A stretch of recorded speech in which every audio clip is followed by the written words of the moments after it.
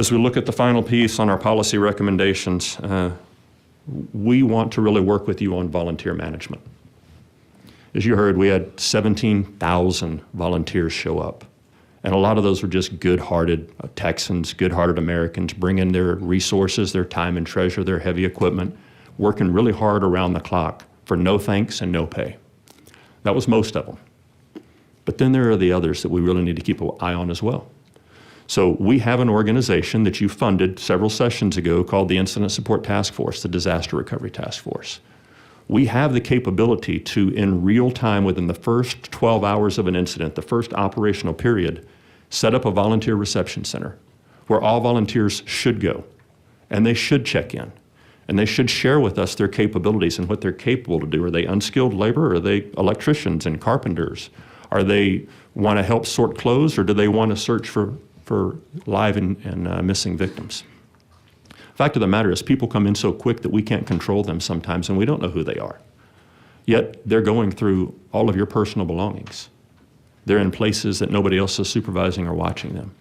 And I think we should have a deliberate conversation, whether it's here or some point in the future, about making volunteers check in at a location for their safety and for our safety and for their coordination and communication. You may recall that during the time that we were searching, there were several times we had to evacuate the river because of ongoing flooding. When the volunteers check in at a volunteer reception center, they share with us their cell phone number, and they can text a code to us that I can then communicate with them that says, hey, something's coming, get off the river. Or, hey, I need you to check in. The other thing is, once I'm tracking those volunteer hours, we can then use those for in-kind donations from the local community or the state in our FEMA matching grant program. So there's a really good resource and a reason to do this. The next thing I hope we get to have a conversation about is mass fatality management. When an incident happens like it did in Kerr County and overwhelms the local capabilities and the resources, the justices of the peace and the funeral homes, we have an organization that we can bring in to support that. But that organization is really not codified anywhere in statute. And I think we should have a conversation about what the Texas Mortuary Assistance Team can do and what role they can play and what we can do to support our JPs and our MEs and our sheriffs whenever we have an incident that overwhelms those local capabilities. I know we're going to talk about interoperable communications a lot, so I won't talk about it much now, but I will tell you, I went to Kerrville on Friday morning. As soon as I got the text, I went straight there, about an hour and a half drive from my house. And I ran into some of my guys from the San Antonio Fire Department that I worked with back when I was in the field as a lieutenant on the technical rescue team. And I had my radio with me, and I asked to be able to talk to them on theirs.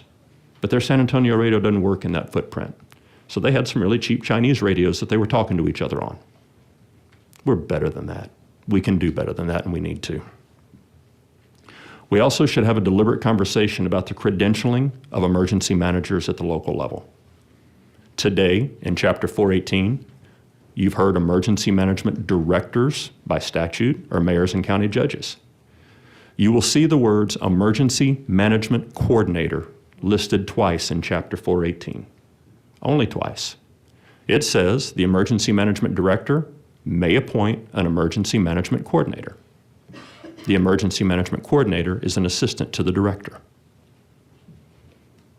Period. There's no minimum qualifications to be an emergency management coordinator in the state of Texas.